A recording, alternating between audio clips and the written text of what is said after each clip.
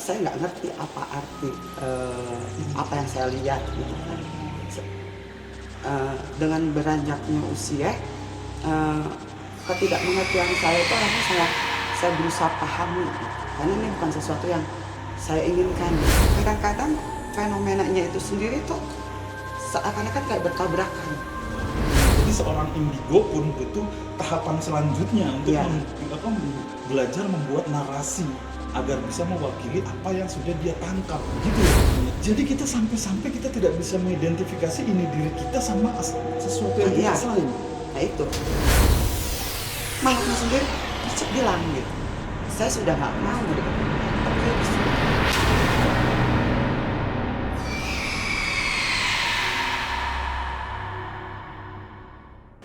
Indigo.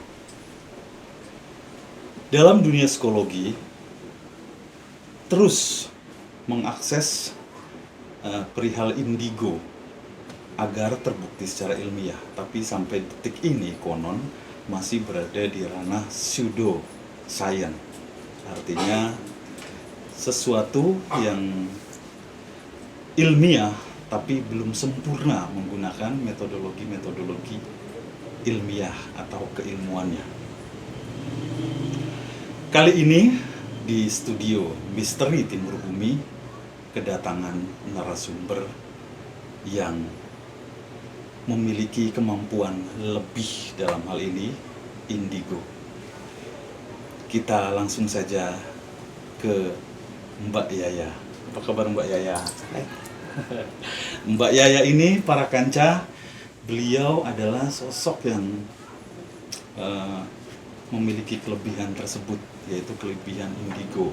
Dalam arti konon indigo itu ada beberapa klasifikasi yang saya sendiri nggak paham, tapi nanti para kanca bisa simpulkan sendiri dan bisa tulis di kolom komentar klasifikasi indigo seperti apakah Mbak Yaya ini. Baik, kalau gitu kita langsung berbincang saja sama Mbak Yaya. Mbak Yaya, perihal indigonya itu muncul ketika kapan, Mbak Yaya? Sebetulnya saya harus mengulas dari awal ya. Pengertian tentang indigo itu sendiri. Iya. Mungkin pemahaman orang per orang secara karakter, Betul. dari pembawaan lahir atau apapun, kita nggak bisa bilang bahwa fenomena indigo itu bisa dimengerti oleh cuma sebagian orang gitu, karena ada beberapa hal yang harus dipatahkan di sini. Seperti misalnya ada orang yang dilahirkan dengan pembawaan lahir di mana setelah dia dilahirkan terus punya satu kelebihan, ya. Sedangkan buat saya pribadi itu butuh proses gitu. Jadi ditahan dulu ceritanya tante. Para kanca, ini ceritanya akan sangat seru sekali. Siapkan posisi Anda untuk mendengarkan cerita dari Mbak Yaya setelah yang satu ini. Bapa Adam, Bapa Angkasa, Bapa Pertiwi, Kula Angin dari Sakang Pangan Sarinane Sawamika, Sarana Gampil Sarining Gampil Kasanala, Yahu Allah, Yahu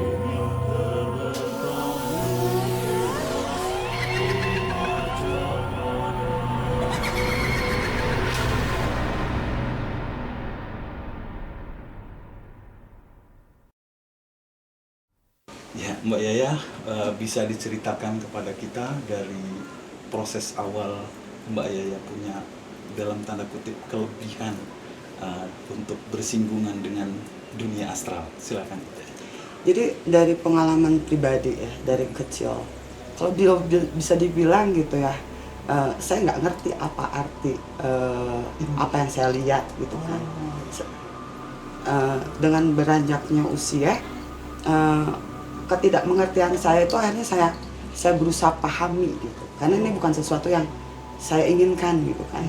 Nah, kalau misalnya dianggap hanya karena satu kemampuan untuk melihat sesuatu yang berbau astral dalam bentuk energi lain, buat saya itu bukan sesuatu yang menurut orang mungkin biasa. itu buat saya menakutkan. Jadi buat saya tuh orang yang berani itu sebetulnya orang yang paling takut awalnya gitu. Nah, dari kepekaan itu akhirnya meningkat terus meningkat. Sedangkan pengertian indigo sendiri itu kan bisa dikategorikan beberapa hal ya. Ya, ada yang bisa secara visual, ada yang secara batin. Ya, jadi pengertian indigo itu sendiri buat saya pribadi gitu ya. Nggak bisa dibilang bahwa orang yang tidak bisa melihat tapi bisa merasakan itu jadi sama bisa dianggap sebagai indigo. Kalau saya mengambil kesimpulannya ini lebih ke parapsikologinya. Oh, parapsikologi. Nah, gitu. Para kanca. Karena konotasi indigo untuk pemahaman apa yang kita paham tidak dipahami oleh orang itu kan susah dijabarkan secara verbal, ya kan? Nah, Menyusun kalimatnya. kadang-kadang fenomenanya itu sendiri tuh seakan-akan kayak bertabrakan. Itu bukan sesuatu yang kita mau, tapi itu dengan muncul sendirinya gitu. Nah, pemahaman tentang dimana sesuatu yang berbau keturunan atau apapun nggak bisa menahan orang untuk sesuatu yang ibaratnya nggak, ini bukan karena keturunan, karena apa? Ini kalau bisa dibilang mungkin gift gitu. Langsung dari ya dalam gitu. Jadi indigo buat saya bukan sesuatu cuma visual. Ada orang indigo dia tidak bisa melihat secara visual, tapi secara energi, fenomena kayak merinding. Nah, terus dia bisa merasakan di titik-titik tertentu ada hawa panas, perbedaan antara energi panas dan dingin. Itu juga bisa dikategorikan indigo gitu kan ya. Nah, cuma permasalahannya kan sekarang umumnya indigo dikaitkan dengan berbau aktivitas paranormal. Padahal bukan. Aktivitasnya tuh seperti itu. Sedangkan kalau menurut saya itu ada unsur lain ya. Karena bagaimanapun kalau kita sedikitnya berhubungan atau mengetahui apa yang menjadi perilaku pembawaan lahirnya gitu, gitu. Kalau punten kalau salah gitu ya. Tapi satu aktivitas di mana misalnya kita membantu orang itu pakai media, gitu kan. Kalau sains psikologi dari sisi saya tidak perlu pakai media. Oh iya, aku mengerti, kebayang. Jadi mungkin dorongan dari energi luar yang dimasuk, makanya ada fenomena trans atau apa gitu. Jadi nah ini yang jadi kadang-kadang agak rancu gitu. Ya karena tadi ya seperti kayak fenomena begini, kelahiran anak di satu suro dengan terlilit pusat. Itu banyaknya mengatasnamakan atau mengindikasikan bahwa ini ada bawaan indigo. Itu kan tidak selalu. Oh, itu tidak selalu. Iya, gitu. Ya seperti itu. Iya. Oh iya. Jadi para kanca, menurut Mbak Yahya itu, jadi indigo itu memang betul ada beberapa klasifikasi dan tidak bisa ada dengan ciri tertentu orang ini indigo, belum tentu ya Tante ya. Artinya walaupun dia lahir di satu suro, walaupun terlilit pusat, belum tentu dia dapat gift tadi ya. Dan ketika sudah mendapat gift tadi pun si orangnya pun sulit mengidentifikasi pada awalnya, betul ya. Masa kecilnya ini apa sih gitu. Yang kebanyakan orang dia pikir sama padahal ternyata tidak begitu mungkin ya. Dan yang banyak yang menjadi masalah itu di mana misalnya ada seseorang bisa dibilang indigo gitu ya, dimana visual itu muncul, dia kadang-kadang susah buat menjabarkan secara verbal, menjadikan narasinya. Betul. Makanya di sini butuhnya secara kedewasaan dan untuk memahami ya energi di luar diri, dimana ada mungkin orang yang dikasih kemampuan lebih untuk menjembatani atau untuk menyampaikan sesuatu hal. Oh iya. Itu kan nggak mudah. Iya betul. Jadi maksudnya membuat narasinya apa yang dari sesuatu yang sifatnya lintasan atau sesuatu yang sifat energi, lalu kemudian diolah menjadi sebuah narasi itu harus ada kemampuan lebih. Jadi seorang indigo pun butuh tahapan selanjutnya untuk Iya. belajar membuat narasi agar bisa mewakili apa yang sudah dia tangkap. Begitu ya mungkin ya, Mbak. Dan kadang-kadang begini, ada satu fenomena di mana beberapa misalnya anak-anak dianggap indigo, Iya. ya dia tidak memahami proses, ya di mana secara siksen atau apapun ya, dari secara mata batin atau mata ketiga dia muncul, itu kadang-kadang nggak bisa memahami apa yang terjadi. Jadi malah dia beranggapan kayak misalnya seperti dia berbicara dengan diri dia sendiri, padahal bukan. Ada orang yang menganggap lu gila atau gimana, padahal enggak, itu kayak komunikasi gitu. Nah itu Jadi berasa komunikasi, berasanya ngobrol sama diri sendiri, padahal itu komunikasi ya dengan sesuatu yang lain. ya jadi prosesnya itu memang mungkin Merinding para kancah. cepat atau lambatnya itu tergantung apa, balik lagi kekuatan mental kita gitu. Jadi kita sampai-sampai kita tidak bisa mengidentifikasi ini diri kita sama sesuatu yang Iya. lain. Nah itu banyak juga hal-hal yang dimana ada beberapa tahapan ya kalau menurut saya, walaupun secara pribadi itu berbeda-beda. Iya. Misalnya begini, dari pola dimana kalau secara saya pribadi dulu itu karena proses kan, karena proses dalam arti saking banyaknya benturan, ya benturan dalam arti sesuatu yang saya tidak mau, dalam arti energi yang lain gitu, yang berusaha dimasukkan gitu, sedangkan saya menolak. Dalam arti begini, saya sempat mengalami di mana proses di mana secara fisik ya, itu rasa dingin yang benar-benar dingin yang sampai nggak bisa tahan. Terus begitu lama panas yang panasnya aja ngelebihin matahari gitu. Terus proses di mana juga Saya melihat mereka hampir 5 hari saya nggak makan, nggak tidur, cuma ngopi ngerokok. Itu di luar dari benturan ini ya. Energi Jadi, di luar. jadi apa tahapannya tuh saya juga nggak ngerti gitu. Tapi kalau saya pikir lagi sekarang gitu, oh ini memang harus saya lalui. Gitu. Karena semakin saya menolak, semakin saya kayak dihantui gitu. Dan rata-rata karena mungkin secara pengertian atau pengetahuan tentang pemahaman energi-energi di luar diri kita, akhirnya ya kayak dianggapnya orang aneh gitu. Padahal kadang-kadang mau secara visual atau secara audio ya, itu kadang informasi itu kayak random. Balik lagi ke diri kita mau memilih yang mana.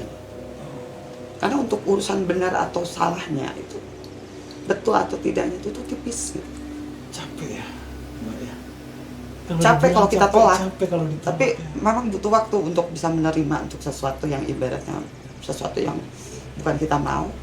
Dan ini satu mungkin kalau bilang kelebihan selain menerima Gitu para kancah. Jadi artinya kan banyak sekali sekarang itu orang, ih keren amat ya indigo, keren amat ya kalau bisa begitu. Ternyata kalau ditolak itu sebetulnya si pelakunya sendiri tuh capek gitu. Iya betul ya Mbak. Iya. nah, Kalau dibilang capek itu capek karena sangat tipis sekali membedakan ini bener, ini nyata, ini enggak nyata, itu sangat sulit sekali Ya. Mbak. Ini suara siapa, ini suara ini. Wow, berarti harus ekstra berpikir keras ya. Maksud saya kalau dikaitkan gue tidak dengan berpikir keras, tapi gimana? apa ya, cuma buat memahami memang ada dimensi lain di luar dunia kita. Cuma yang bikin itunya tuh karena ketidakmengertian gue waktu saat itu, dimana ada hal-hal yang berusaha gitu ya memberikan satu gambaran. Masalahnya bukan apa ya, saya tidak bisa menjelaskan dalam artian bukan membisiki.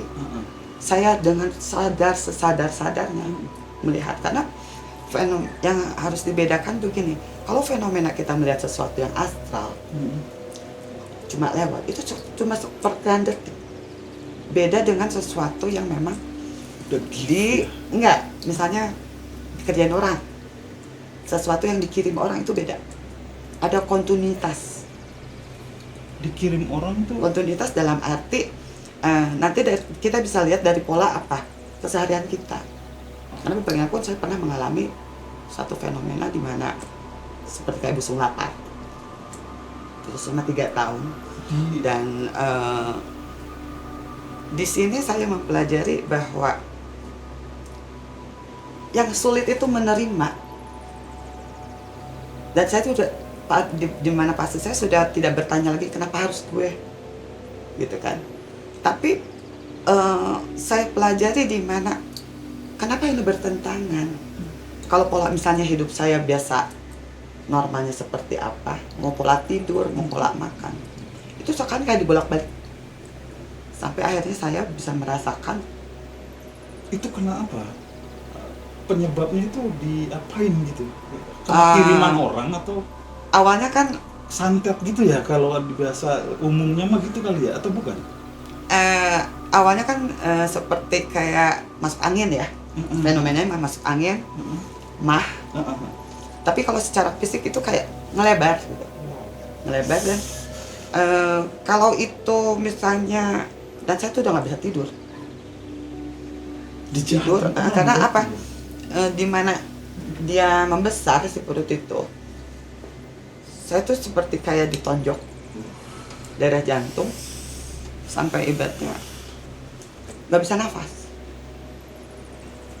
dan nafas tuh kayak persekian detik tuh kayak gimana gitu. Makanya saya tidur itu selama berapa lama tuh duduk. Dan ada juga di mana pada saat saya diserang itu di keramaian ya, saya pernah naik satu angkot gitu, terus begitu saya naik, saya kayak nggak ada udara sampai saya lompat gitu. Begitu masuk pengap langsung pengap. Dan dalam kondisi sebegitu ramainya tuh kayak blind, saya tidak mendengar sesuatu. Makanya yang saya lakukan itu saya jongkok, istighfar, dan gua ada. Dari situ saya cuma ngambilnya begini, saya tahu siapa yang sedikitnya itu saya tahu, tapi saya berprinsip begini, saya tidak melawan mereka. Yang saya harus hadapi itu diri saya sendiri. Bagaimana cara menyikapi, merespon energi-energi itu secara fisik. Makanya dari apa yang saya alami, medis dulu yang saya. Kalau secara medisnya udah itu, baru saya berpikir tentang lain. Tapi alhamdulillah selama ini, selama saya mengalami hal itu, saya tidak keluar dari koridor lah ya untuk cara pengobatan alternatif yang dalam konotasi apa, lebih ke herbal, dan tetap ibaratnya dokter. Lebih menjaga rasional lah gitu, menempuh itu. Tapi yang saya jaga yaitu mental. Jadi bukan secara, kalau secara makhluknya yang ujungnya ketemu, dan fenomena-fenomenanya di mana misalnya saya tidur gitu. Ada beberapa teman yang waktu itu yang ngasih tahu, kamu lihat nggak gitu, gantung gitu kan, kamu lihat, kenapa saya bilang gitu, itu kelihatan dan itu nyata, dan itu siang hari gitu, mau mandi. Waktu itu saya mau ke dokter, karena anak saya waktu itu diopname. Terus begitu mau mandi, kan tadi ibarat di bak mandi tuh nggak ada apa-apa. Tapi begitu saya menggunakan baju, handuk gitu kan, itu ribuan. Itu jam 12 siang, dan saya tuh nggak pernah panik untuk hal-hal begitu. Saya tahu ini nggak, dalam hitungan detik nggak mungkin banget gitu kan, ya kan? Saya tendangin. Dan yang real ada sampai bisa difoto itu cuma 3 di gayung mandi itu. 3 di gayung mandi itu 3. Ada 3. Yang tadinya sebegitu lebarnya mungkin segini, panjang sampai saya jalan masuk aja persekian detik ya itu. Terus kalau urusan gangguan ibaratnya ada yang jambak, ada yang nendang, sering pernah ngalamin juga sampai ibaratnya kaki itu persekian detik gitu. Dan anehnya tuh untuk yang selama ini saya ngerasa peka, saya sendiri aneh, tiba-tiba saya jatuh dan itu bengkak. Dan secara refleks waktu itu saya angkat kaki, saya pijat gitu kan. Seminggu lah. Untuk urusan kenapa sampai saya mengalami itu, besar kecilnya mungkin ada andil karena saya menolak sesuatu. Ada satu pemberian. Nah tapi ini ditolak. permasalahannya karena saya dianggap punya kelebihan itu. Oh, Itu. serem ya. Cuma sesuatu yang saya tawarkan itu bertentangan. Sama nurani. Bertentangan dengan apa yang saya yakini. Oh, Nah karena bagi saya energi yang kita dimasukkan dari luar ke dalam sampai akhirnya orang itu tidak sadar, apa yang harus saya ambil dari kalau bisa dibilang pengajaran kayak seperti itu gitu. jadi udah ada penolakan ya. Saya nolak. Tapi efek dari nolak itu sampai terjadi hal-hal seperti itu. Iya. Serangan-serangan yang Satu bersifat mungkin karena saya menolak ditawarkan secara keilmuannya. Kedua mungkin mereka juga karena melihat saya punya satu kemampuan di mana saya bisa merekrut banyak anak muda. oh, Karena kapasitas keilmuan mereka itu memang butuh itu. difokuskan pada anak-anak Anak-anak usia itu. muda, oh. Nah, itu yang jadi beban mental saya. Itu. Jadi asumsinya ketika mereka bisa menguasai Mbak Yaya otomatis akan menguasai, membawa banyak anak-anak muda ini Ya. untuk masuk ke dalam. Ya, dan saya menentang. Karena ditentang sama Mbak Yaya, lalu Mbak Yaya mengalami serangan-serangan yang seperti itu. Ternyata dalam dunia ya yang berdekat sama dunia astral itu banyak sekali tantangannya para kanca. Jadi artinya banyak hal-hal yang memang karena dekat sama perilaku yang di luar nalar, sehingga banyak hal-hal juga yang mendekat secara di luar nalar ya Mbak Yaya, yang berat para kanca. Nah terus mungkin Mbak Yaya tadi udah mendeklar ya, artinya dia nggak mau dilabeli sebagai indigo tapi lebih kepada parapsikologi ya. Keren sekali sih memang para kanca. Nah apa setelah Mbak Yaya kan tadinya nggak sadar, lalu capek untuk memilah-milah, lalu ada serangan ini itu, setelah sadar dan setelah sadar ini gift nih, lalu yang dilakukan Mbak Yaya apa tuh Mbak Yaya? Ini gift nih gitu, lalu saya harus mengelolanya seperti apa ya gitu, gimana tuh Mbak Yaya? Saya tetap ada keyakinan di mana dalam kondisi walaupun secara mental saya babak belur, ya, karena perempuan dengan kondisi sedikit berbau KDRT juga gitu kan, ditambah dengan pernah KDRT juga. iya, dengan satu itu bukan menyangkut satu keilmuan 1-2 banyak gitu. Cuma kan yang saya nggak ngerti ini kenapa saya gitu, salah saya apa gitu kan di situ. Jadi cuma yang bikin menguatkan saya itu saya cuma berpikir sedikitnya saya penerima, sedikitnya saya memaafkan diri saya, karena mungkin sedikit banyaknya saya ada andil sampai ini terjadi. Satu. Kedua, secara fisik saya boleh kena, mental yang harus saya jaga, karena saya berpikir kalau saya sudah melakukan secara medisnya apa, saya juga sedikit banyaknya sharing dengan beberapa sedikitnya pemuka agama lah ya. Sampai akhirnya saya bisa menerima mental yang saya harus jaga. Karena kenapa ini kayak berbenturangan dengan diri saya? Bukan masalah rasa takut, karena bagi saya tuh rasa takutnya tuh cuma hawanya aja gitu.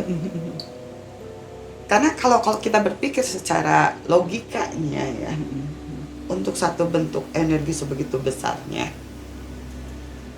kenapa harus banyak orang lu ngelawan gue? Oh, kayak dikeroyok ya. Kalau gitu. fisik mah dikeroyok gitu ya. Iya. Mbak, ya? Dianggap karena ditolak itu. Saya pernah sampai satu kejadian, saya disuruh duduk. Saya nggak ngerti kenapa saya disuruh duduk. Akhirnya punggung sampai di gebrak. ya. Cuma akhirnya kayak ngembal gitu. Oh. Kayak ngembal, dan malah saya menyebutkan apa yang dia punya. Dia marah. Dia marah sampai dia bilang ini ada yang ngejaga. Cuma masalahnya saya bilang, kenapa saya harus diginiin gitu kan. Dan yang saya hadapi itu bukan kalau secara power ya, itu kan power laki-laki gitu. Masa sampai sebegitu marahnya karena penolakan saya gitu. Kepada perempuan pula gitu. Ya gitu. Itu terus apa ya? Karena bukan cuma satu itu aja gitu ya. Hal-hal yang berbau fenomenal di mana kayak di tes barang gitu. Gimana itu? Ya kayak misalnya ada orang misalnya datang, terus orang itu bilang udah aja ke dia gitu kan. Saya bilang buat apa gitu. Tapi akhirnya orang itu yang mundur gitu. Susah ya nyeritainnya ya kalau hal-hal yang ini. Nggak apa-apa Mbak, gimana? Tapi memang dari rasa takut yang harus saya hadapi ya, karena ini kan takutnya tuh apa ya, abstrak gitu, ngerti nggak? Berarti kan yang harus saya kelola, yang harus saya manage itu mental bener, Ya, kekuatan mental saya gitu. betul. Karena realnya secara visual langsung makhluknya sendiri bilang gitu, saya sudah nggak mau deketin kamu, tapi saya disuruh. Oh. Jadi Dan itu udah komunikasi sama Mbak Yaya. komunikasi. Dan saya cuma bilang, saya maafin kamu. Karena saya tahu dia tuh disuruh. Dan itu fenomena itu karena saking terlalu ekstrim ya waktu itu.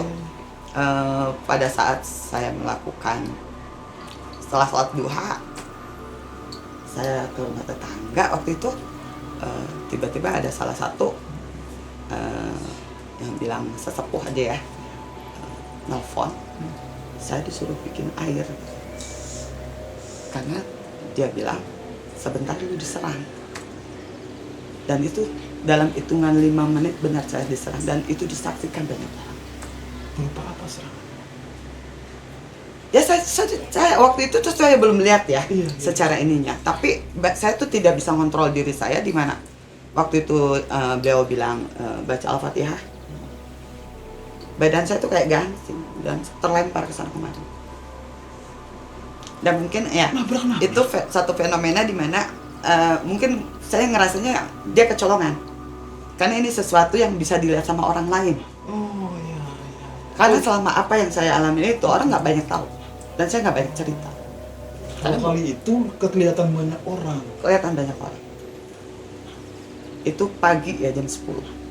Jadi secara siklusnya yang biasanya misalnya saya serangannya itu malam, itu kayak dirubah pagi. Jadi banyak hal-hal juga yang akhirnya ya, ada satu hal yang positif ya buat saya, terlepas di mana saya menjalaninya setengah mati gitu, bahwa hal itu pun tidak bisa menghentikan di mana kita bisa menolong orang. Karena di mana orang tuh seakan-akan waktu itu tidak melihat di mana kondisi saya nangis gimana, terus perut gimana, tapi orang itu minta tolong. Dan anehnya waktu itu fenomenanya perut itu saya langsung kempes, dan saya bisa tolong orang itu. Makanya makin meyakinkan diri saya bahwa nggak ada yang nggak mungkin. Makanya satu yang jadi apa ya, pemahaman saya tentang dunia-dunia seperti itu teh, balik lagi ke diri kita. Karena bagaimanapun ya kita sedikitnya kan kayak berdampingan dengan dimensi lain. Tapi balik lagi ke diri kita, bagaimana memahami mau secara fenomena apapun gitu. Karena nggak mudah sebetulnya, nggak mudah. Luar biasa. Kalau boleh tahu yang tadi orang meminta bantuan tuh, bantuannya tuh seperti apa, Mbak? Kalau boleh cerita. Nah ini, saya percaya banget ya, siapapun yang menggerakkan hati seseorang untuk menolong. Iya. Karena saya punya prinsip begini, saya menolong orang lain, sebetulnya saya menolong diri saya sendiri. Dan saya percaya, sekecil apapun, mungkin tidak saat itu kita dibalas, tapi di mana kita butuh itu ada. Dan ya, fenomena saya tuh ibaratnya merangkum banyak hal. Dari saya ditolong oleh komunitas dari agama Nasrani, dari Hindu, dari Buddha, dan saya percaya ini terlepas semuanya kuasanya Tuhan ya yang menggerakkan.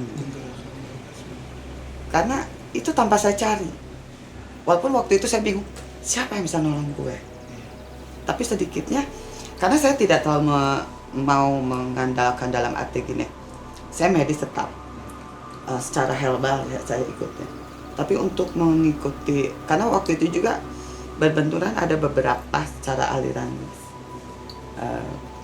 spiritual atau keilmuannya yang agak dalam konotasi itu membantu, tapi dengan ini saya tolak gitu. Karena saya tidak percaya ibaratnya sesuatu yang hitam itu dilawan hitam gitu. Walaupun saya juga gimana ya buat mengungkapkan di mana saya sudah tidak mau lagi mengalami di mana dulu saya nolak apa, akhirnya saya ngalami apa, apalagi dengan saya berhadapan dengan orang-orang yang secara keilmuan memang mengerti dan melakoni dan menjadikan bagian pekerjaan gitu ya. Makanya saya halus gitu. Ada beberapa yang sampai marah gitu, sampai ibaratnya bilang gue nggak pernah gampang mau nolong orang, apalagi misalnya ini gue yang minta, gue mau nolong lu tapi lu tolak, marah. Makanya saya secara perlahan gitu ya memberi pengertian. Akhirnya ya walaupun saya tahu ya itu prosesnya lama, nggak gampang gitu menjalaninya gitu. Kayak lucunya begini, karena yang saya anehnya kan orang bilang begitu, kamu bisa memutuskan medianya, tapi kenapa saya tidak bisa lihat Medianya ya? Nggak bisa lihat ya? Ternyata medianya tuh rambut. Medianya apa? Rambut. Oh, rambut. Rambut itu keluar setelah saya mengalami batuk itu selama 4 bulan, dan saya tidak bisa tidur. Secara logika nggak mungkin saya minum rambut, makan rambut kan, dan itu keluar segede bola bekol gitu. Gumpalan rambut. Dan yang saya coba putusin gitu, itu susah. Udah menggumpal keras. Dan secara batin ini rambut gue. Hah? Rambut sendiri? Karena kan hal-hal seperti ini bukan orang jauh. Iya. Berarti kan yang memang mengerti kebiasaan, perilaku kita, keseharian kita gitu. Begitu. Orang deket berarti ya? Ya. Kalau untuk ibaratnya sampai menggerakkan benda atau itu kan udah biasa. Itu udah biasa? Udah biasa. Saking Tapi sering. pernah juga saya ngalamin itu satu ketakutan ya, dalam arti seakan-akan saya mau diserang sampai parnonya. Karena kondisi udah perut besar, saya sampai parnonya tuh tempat tidur saya tutup ke jendela dan kaki saya tuh nahan pintu itu sampai pagi. Karena apa? Begitu saya mengunci pintu, itu pintu gerak, dan di atas tuh kayak dan waktu itu dimana saya kalau menceritakan ke beberapa orang, dianggapnya bullshit. Iya, betul. Akhirnya di-keep sendiri. Saya keep sendiri, tapi memang ada beberapa orang yang akhirnya kan tahu saya nge-keep gitu.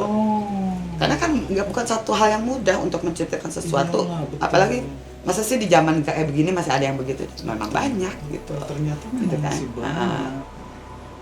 Cuma saya memang coba memahami lagi secara psikologisnya ya, mental sebagai seorang perempuan gitu. Banyak hal yang tidak mengerti gitu.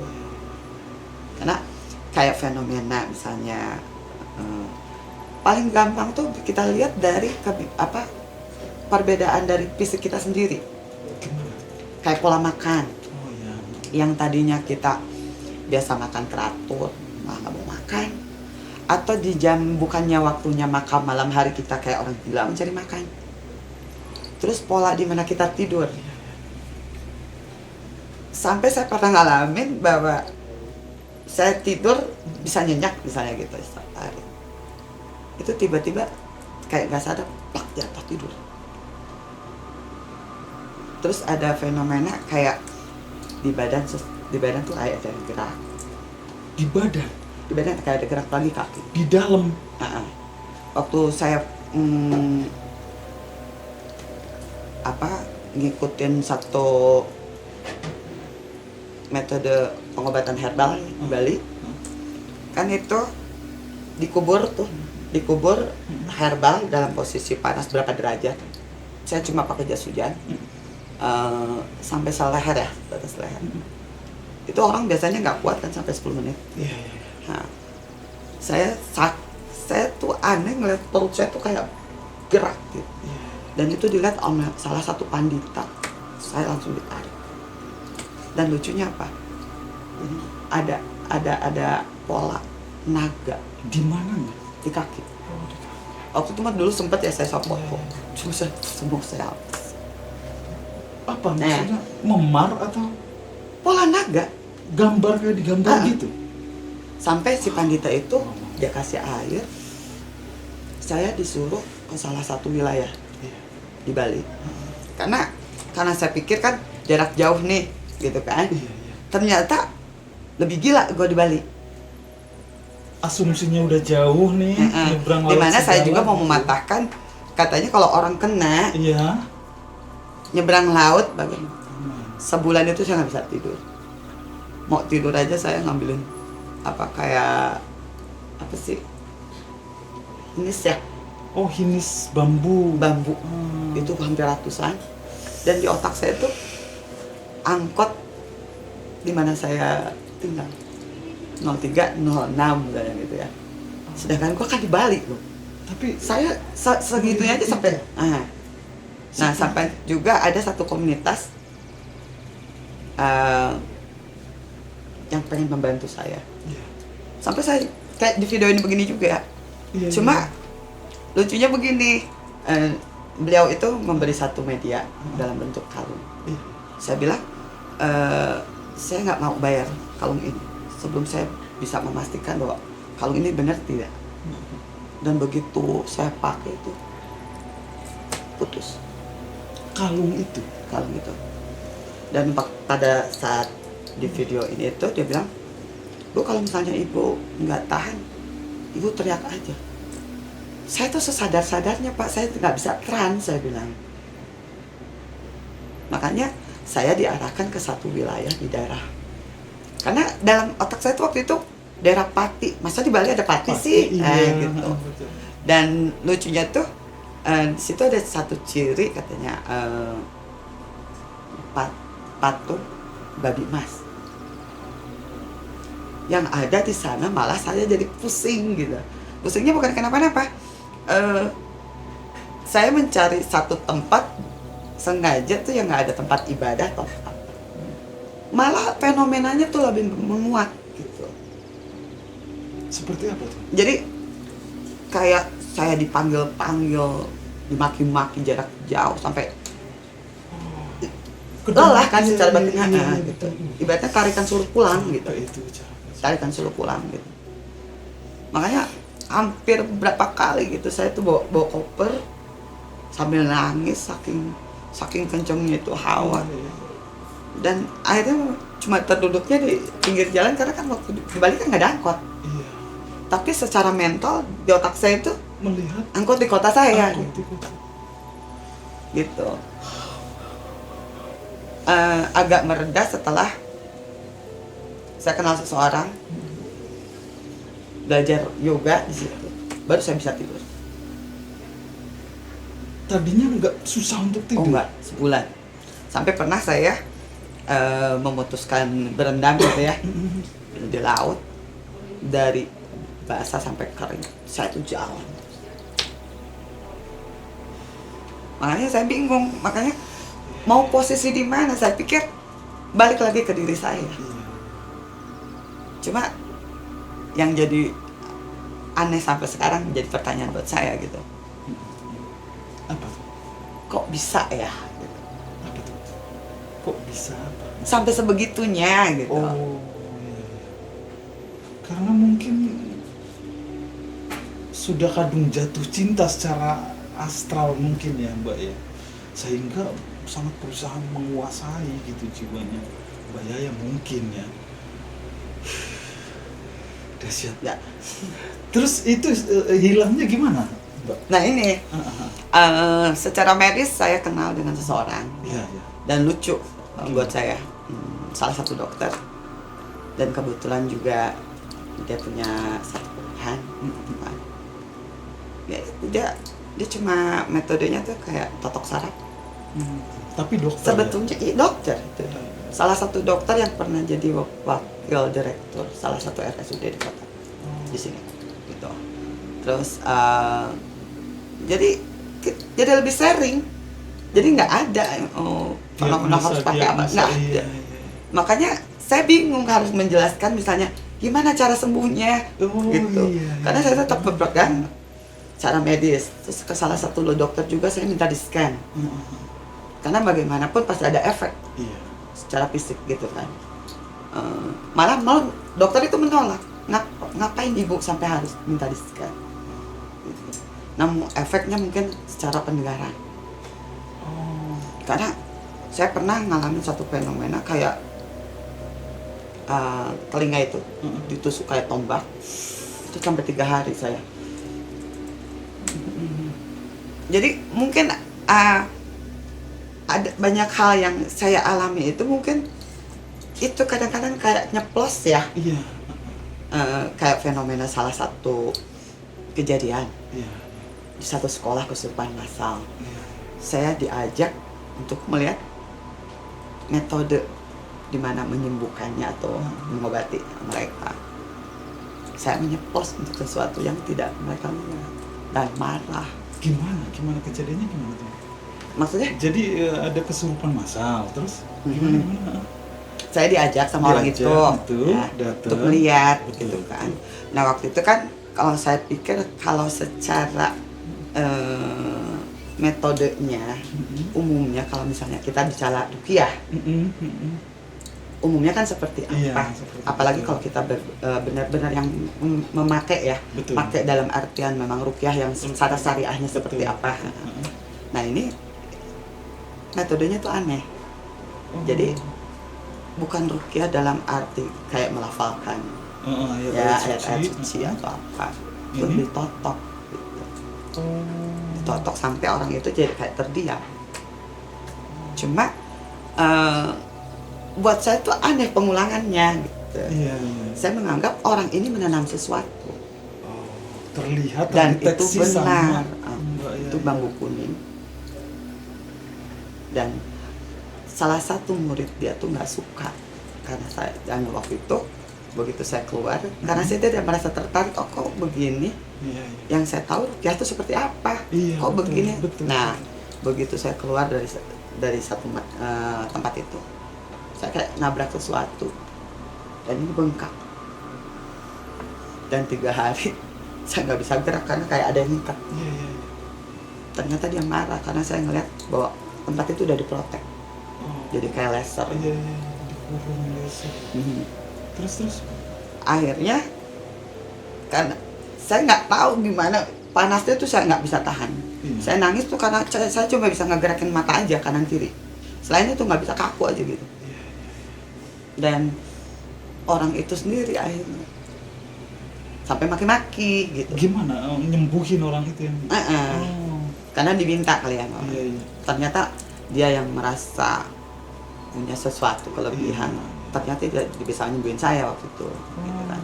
Sampai orang itu datang malah maki-maki saya. Dia bilang begini, untuk kelas perempuan lu jago. Harusnya kalau gua kasih beginian sedikitnya lu udah tepar lah gitu deh.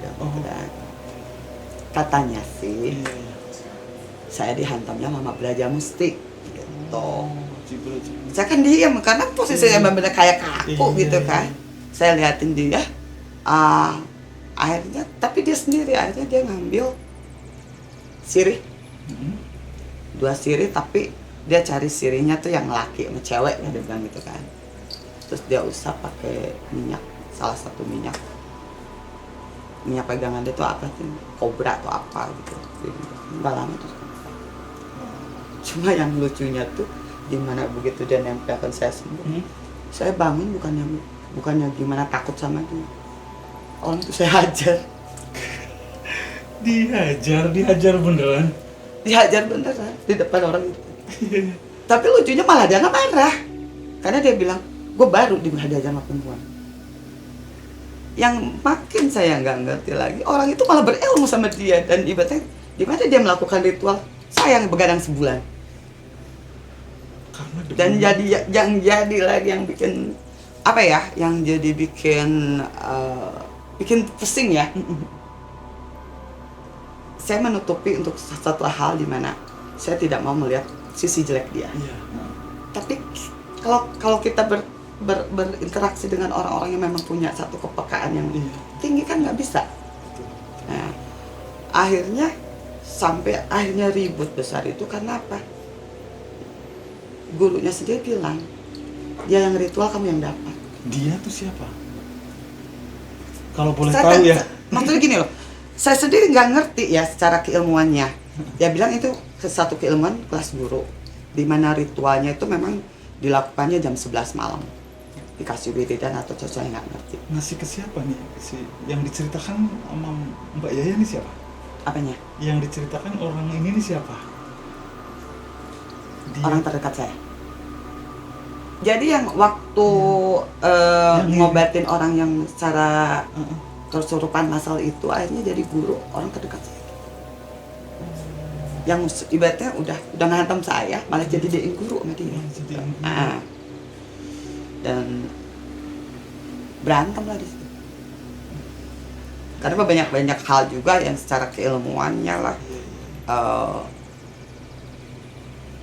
keilmuan kayak tapak saketi lah, belajar musti lah. Berarti memang hobi ya, bukan hobi, mungkin penasaran. Kompleks sebetulnya ya. Obsesif lah lebih tepatnya ya, sama iya. hal kayak gitu ya. Luar biasa Mbak namanya. Dan kalau boleh tahu, yang sudah jalan sekarang, Mbak Yaya memanfaatkan gift ini lebih kepada apa nih Pak? Untuk membantu orang atau gimana gitu? Sebetulnya kalau untuk sekarang mungkin kayak baru lagi ya. Karena pada saat kejadian itu, yang saya tadi bilang, itu tidak bisa menghentikan saya untuk menolong orang. Walaupun saya seperti kayak nyuri-nyuri waktu. Jadi saat kondisi terhimpit pun masih tetap itu tuh kayak seperti dulu. Dan itu makin meyakinkan bahwa saya, ini obatnya. Oh, caranya adalah itu membantu. Makanya kalau orang bertanya, bagaimana sembuhnya, saya bingung ceritakan. Iya, betul. Karena saya nggak mau sembarangan atau ngambil jalan pintas hanya dasar karena saya sakit atau apa. Bukan berarti saya merasa lebih fight atau enggak. Saya ngerti rasa sakitnya seperti apa gitu kan. Karena merasakan secara mental kita. Betul. Dan biasanya memang hal seperti ini kan bukan orang jauh, terdekat ya. Orang sekitar kita gitu. Begitu. Ya. Terima kasih banyak informasinya ini Mbak, dan tentunya para kanca Misteri Timur Bumi di rumah juga sudah nyimak dari awal sampai akhir tadi. Jadi bahwasannya orang yang dekat sama dunia astral maka akan dapat hantamannya pun, artinya dapat ancaman maupun hantaman atau apapun itu dari dunia astral juga ya Mbak ya. Betul. Jadi artinya dekat gitu. Jadi satu sisi memang itu adalah sebuah gift, tapi sisi lain itu sebetulnya butuh adaptasi yang luar biasa ya Mbak ya. Dahsyat sekali Mbak. Sebelum ditutup ada pesan-pesan buat penonton para kanca Misteri Timur Bumi di rumah, silahkan ke sini Mbak. saya cuma ingin menyampaikan bahwa fenomena apapun itu tidak ada yang aneh. Karena bagaimanapun ini tentang siklus hidup, kehidupan. Mau nggak mau, enggan, suka atau tidak suka, sesuatu yang memang sudah menjadi hak takdir apa memang harus kita jalani dan kita hadapi. Bukan masalah takut atau tidak takut, tapi kalau kita tidak hadapi, jadi bumerang yang menjadi ketukan sendiri buat kita. Itu aja. Wow, luar biasa. Seperti itu dengan Mbak Yaya selaku parapsikologi ya Mbak ya. Lagi-lagi kita sangat berterima kasih banyak atas informasinya Mbak Yaya dan sudah memberikan banyak masukan juga buat kita atas kelebihan Mbak Yaya itu gitu. Saya Aan Handayani dari Misteri Timur Bumi. Jangan tidak percaya pada sesuatu yang belum kalian percaya.